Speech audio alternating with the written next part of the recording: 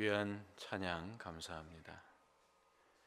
어제 우리 권사님들 몇 분은 거리가 머시고 또 이제 이 새벽에 참석하시기 또 힘드시니까 교회에서 주무신 걸로 제가 알고 있어요.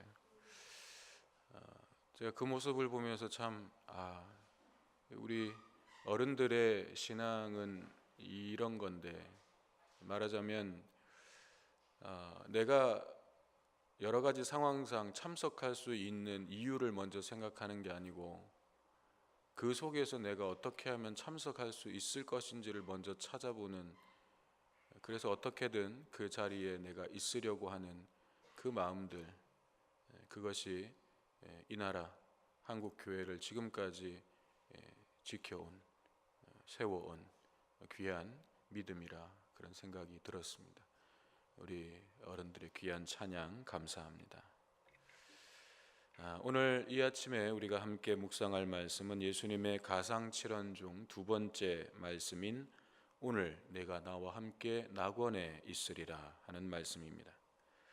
이 말씀은 예수님과 함께 십자가에 못 박혀 매달렸던 두 행악자 중 한 사람에게 하신 말씀입니다. 23장 33절, 어제 우리가 묵상했던 본문인데 그 33절에 보면 예수님께서 십자가에 못 박히실 때의 상황이 기록되어 있죠.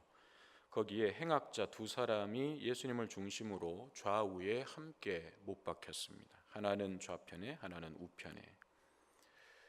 마태복음이나 마가복음에 보면 이 두 사람을 강도라고 표현했습니다. 누가복음에는 행악자라고 표현했는데 마태나 마가복음에는 강도라고 기록하고 있습니다.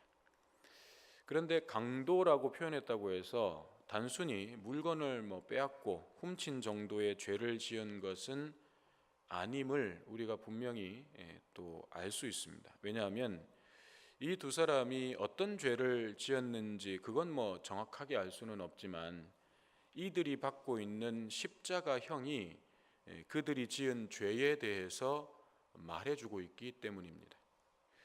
당시 십자가형에 처해졌던 죄는 둘 중 하나였습니다. 하나는 로마 황제에게 반역을 한 반역죄든지, 아니면 정말 여러 사람을 죽인, 여러 사람의 무고한 생명을 빼앗은 흉악범이든지, 둘 중에 하나였습니다.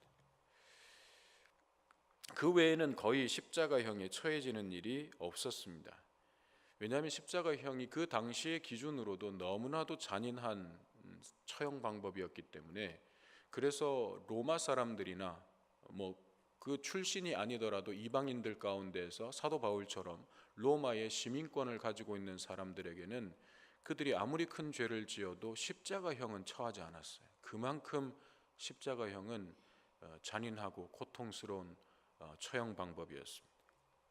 그런데 로마 황제의 반역을 한다거나 혹은 정말 이건 그 당시 사회의 기준으로도 용납할 수 없을 만큼의 흉악한 범죄를 저지른 자들에게는 이 십자가형을 내렸죠.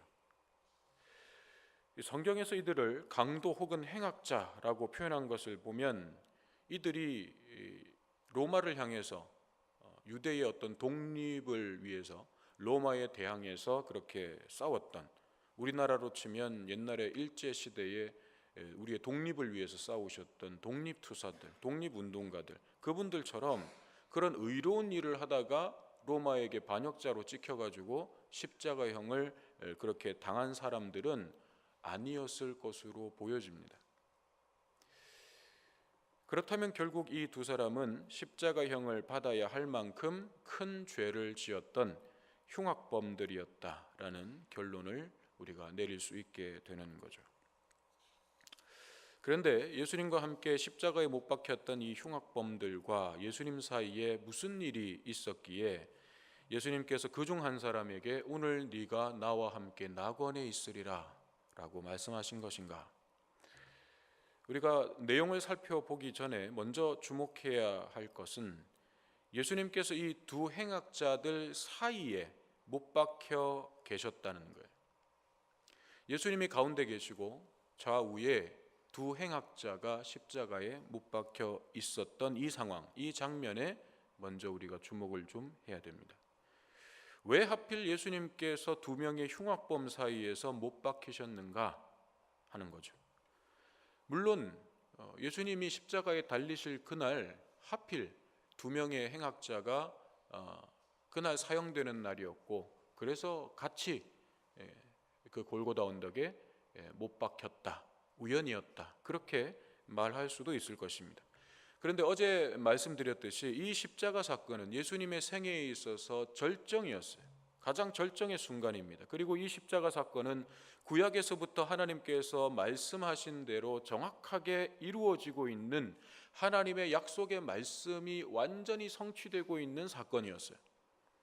그렇다고 한다면 예수님께서 두 행악자들 사이에 못 박혀 계신 이 상황도 그저 우연의 일치는 아니라는 거예요. 여기에도 하나님께서 말씀하시고자 하는 어떤 의미가 분명히 담겨져 있다는 것입니다.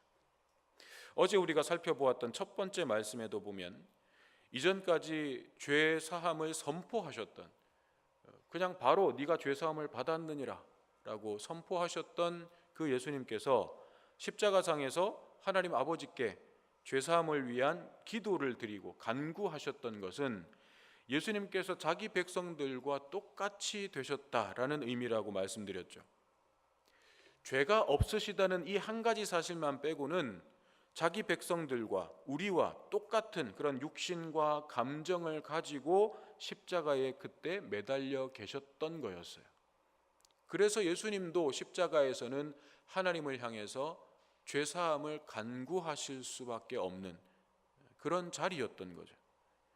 그리고 그래야만 예수님께서 그런 어떤 상황, 그런 어떤 모습으로 계셔야만 우리를 위한 대속 제물이 되실 수 있는 거였죠. 만약 모든 신적 특권을 다 행하실 수 있는 그런 상태로 그 자리에 계셨다면 예수님은 우리를 위한 대속 제물이 되실 수가 없습니다. 왜냐하면 우리와 똑같은 차원의 존재가 아니라 우리보다 훨씬 높은 차원의 존재로 그곳에 계시기 때문에 아마 예수님은 십자가의 고통도 전혀 느끼지 않으셨을 거예요. 그러나 예수님은 우리와 똑같은 모습으로 그 자리 가운데 계셨던 거죠. 그런 의미에서 이제 오늘 본문은 우리를 위한 대속의 제물로서의 자격을 가지신 그 예수님께서 내가 서야 할 그 자리에 대신 서셨다는 거예요. 두 행악자 사이에 예수님께서 십자가 못 박히셨다는 것은 내가 서야 할 바로 그 자리에 예수님이 나를 위한 대속의 제물의 자격을 가지고 대신 서셨다. 그리고 내가 받아야 할 하나님의 그 진노를, 죄 때문에 내가 받아야 될 하나님의 그 심판의 진노를 예수님께서 그 자리에서 지금 대신 받고 계신다. 이것을 말씀하고 있는 것입니다. 그리고 우리의 죄는 예수님의 좌우에 못 박힌 흉악범들 그들의 죄와 결코 다르지 않다는 것입니다. 어쩌면 우리는 이 말에 대해서 반박할지도 모릅니다. 내가 어떻게 흉악범들과 같을 수 있냐라고 항변할 수도 있겠습니다. 그렇지만 어제도 말씀드렸던 것처럼 예수님께서 저들은 자기들이 하는 것을 알지 못합니다 라고 하는 그 뜻은 저들은 자기들의 죄가 얼마나 큰 죄인지를 알지 못합니다라고 하는 의미라고 말씀드렸죠. 즉 우리는 최소한 우리가 육체적으로는 흉악범이 아니기 때문에 우리가 그들만큼의 어떤 흉악한 죄를 저지른 것은 아니기 때문에 우리의 죄가 흉악범과 같다, 우리의 죄가 그만큼 크다라고 하는 말에 동의하지 못할 수도 있습니다. 그러나 영적인 의미에서 보면 하나님을 믿는다 하면서도 그 뜻을 거스르고 하나님께서 내가 기대하는 일들을 이루어 주실 때에만 환영하고 내 앞에 유익을 위해서 주님을 외면했던 이런 모습들은 결국 하나님께서 나의 창조주이시고 왕이시고 주인 되심을 인정하지 않는 거죠. 더 나아가서 내가 하나님 되고자 하는 것이고 하나님을 대적하는 것과 같은 것입니다. 그렇다면 이 죄가 가볍다 할 수 있겠습니까? 하나님께서 주신 생명과 시간과 힘과 건강과 물질과 재능을 내 것이라고 주장한다면 그것은 하나님의 것을 도둑질한 강도가 아닙니까? 하나님께서 내게 주신 것인데, 하나님의 것인데 그것을 내 것이라고 주장한다면, 그리고 내 마음대로 사용한다면, 나를 위해서 사용한다면 그건 하나님의 것을 횡령한 강도가 아닙니까? 더 나아가서 하나님이 주신 것을 가지고 다른 주인, 세상을 위해서 사용한다면, 세상을 섬기고 죄의 종로로 타는 데 사용했다면 그 죄를 어찌 가볍다 할 수 있습니까? 만약 여러분, 세상에 여러 회사들이 있잖아요. 그 회사 중에 한 회사가 외국에 자기 계열 회사를 세웠어요. 그리고 한 사람을 지사장으로 파견했습니다. 그래서 합당한 대우를 해주고 모든 활동을 할 수 있는 여건을 다 제공해 줬습니다. 그런데 나중에 알고 보니 그 사람이 거기 가서 자기를 그곳에 보낸 회사를 위해서 일한 게 아니고 다른 회사를 위해서 일을 하고 있었어요. 자기를 보낸 그 회사에서 받은 모든 돈과 물질과 여러 가지 지원들을 받아서 다른 회사를 위해서 일을 하고 있었어요. 그러면 그 사람은 강도 아닙니까? 하나님께서 우리에게 주신 생명, 시간, 건강, 재능, 무엇을 위해서, 누구를 위해서 우리를 사용하고 있고 그것을 누구의 것이라고 이야기하고 있습니까? 예수님께서 두 행악자 사이에서 십자가에 못 박히신 이 모습 속에서 우리가 바로 이런 의미들을 깊이 깨달을 때 비로소 우리는 나를 위한 주님의 십자가의 은혜와 사랑이 얼마나 크고 놀라운 것이었는지를 경험하게 될 것입니다. 그때에만 우리는 우리 자신을 기꺼이 주님을 위해서 드릴 수 있게 되는 것입니다. 자, 그러면 본문의 내용을 좀 살펴보겠습니다. 예수님의 좌우편에서 함께 십자가에 매달렸던 두 행악자는 처음에 못 박혀 매달릴 때만 해도 상황이 다르지 않았습니다. 그 둘은 분명 똑같거나 아니면 큰 차이가 없는 죄를 지었을 것입니다. 그런데 그 끝은 완전히 달라졌습니다. 한 사람은 주님과 함께 하나님의 나라에 들어가게 되었고 한 사람은 그 반대가 되었습니다. 무슨 일이 있었던 것일까? 본문 39절에서 행악자 중 한 사람이 예수님을 향해서 말합니다. 네가 그리스도가 아니냐? 너와 우리를 구원하라. 그러나 여기서 이 행악자가 예수님을 향해 그리스도라고 부르고 있기는 하지만 이것은 자신의 믿음의 고백이 아니라 예수님을 향한 조롱과 비방이었죠. 당신이 그리스도라면서, 당신이 그 유명한 그리스도라면서, 이 세상을 구원하겠다고 온 하나님의 아들이라면서, 그런데 왜 그런 꼴을 하고 매달려 있냐? 그런 조롱과 비방이었죠. 그는 예수님을 자신의 주와 그리스도로 인정하지 않았고 믿지 않았습니다.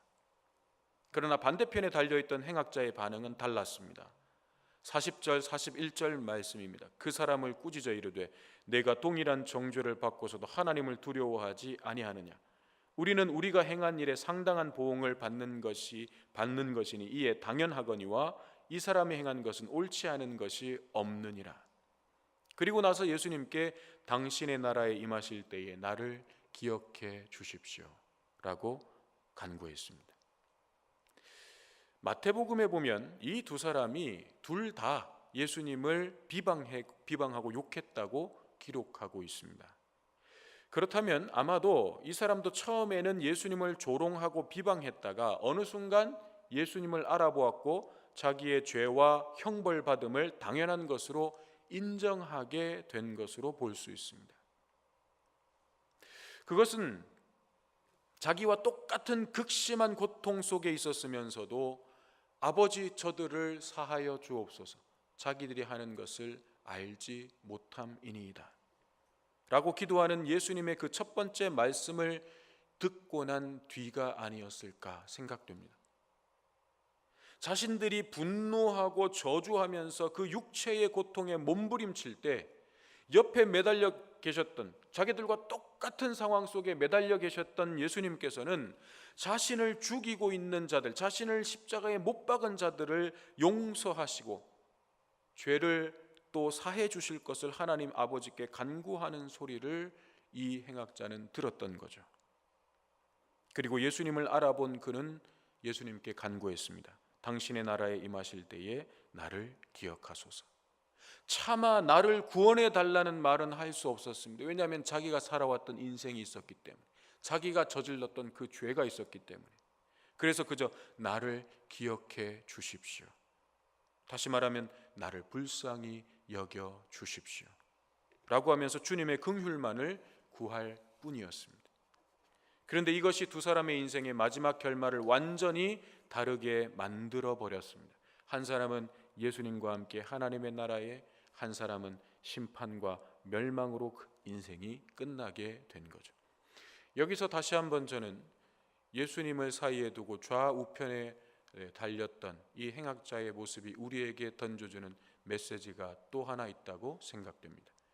그것은 예수님을 중심으로 그 예수님을 어떻게 받아들이느냐에 따라서, 그 예수님을 누구로 인정하느냐에 따라서 그의 인생의 결말은 완전히 달라진다는 것입니다. 한 사람은 주님과 함께 하나님의 나라에, 한 사람은 그 반대로. 우리는 흔히 이 행악자가, 구원받은 이 행악자가 온갖 죄를 다 저지르고 살다가 죽음을 직전에 둔 마지막 순간에 예수 믿고 구원받았기 때문에 이 사람의 믿음을 매우 가볍게 여길 수 있습니다. 물론 이 사람은 형편없는 삶을 살았습니다. 그리고 세상적 관점으로 보면 너무나도 운 좋게, 너무나도 재수 좋게, 하필 그가 십자가에 못 박혀 죽는 그날 바로 옆에 예수님이 십자가에 못 박히신 이런 놀라운 찬스를 얻은 거죠. 그러나 이 사람의 고백을 가만히 들여다보면 그가 비록 십자가에 달려 죽어가는 그 짧은 시간이기는 했지만 그가 보여준 믿음이 결코 가벼운 믿음은 아니었다는 것을 우리가 알게 돼요. 여러분, 죽어가는 순간에, 자기가 죽어가는 순간에 자기하고 똑같이 죽어가는 예수님을 보면서 그 예수님을 주님으로 고백한 거예요. 여러분, 가만히 한번 생각해 보세요. 자기 죽어가고 있어요. 그런데 자기처럼 옆에 똑같이 십자가에 못 박혀서 죽어가고 있어요. 그런데 그 예수님을 향해서 주님으로, 그리스도로 고백하고 영접했다는 게, 여러분, 이게 가능한 일이겠습니까? 강도가, 예를 들어서 강도가 빌라도에게, 자기 앞에서 자기의 생사 여탈권을 쥐고 있는 빌라도에게 그런 말을 했다면, 당신은 나의 주님입니다, 당신은 나의 그리스도입니다, 만약 그렇게 고백했다면 그것은 살아남기 위해서 한 말일 거예요.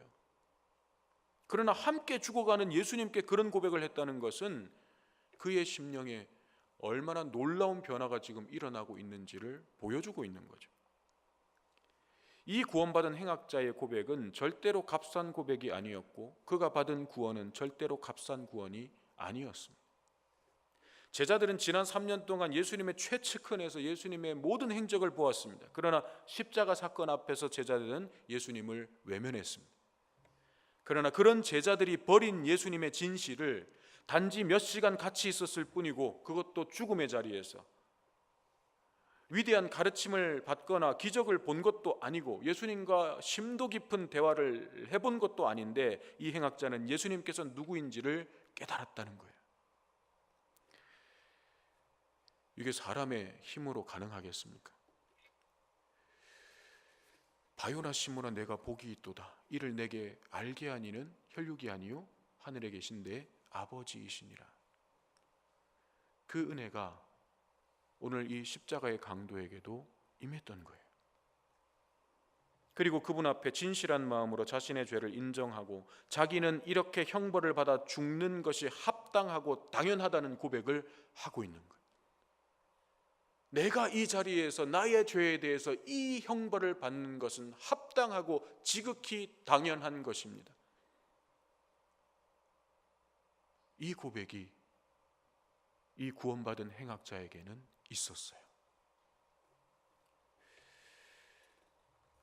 그리고는 자기 자신을 예수님께 완전히 의탁합니다.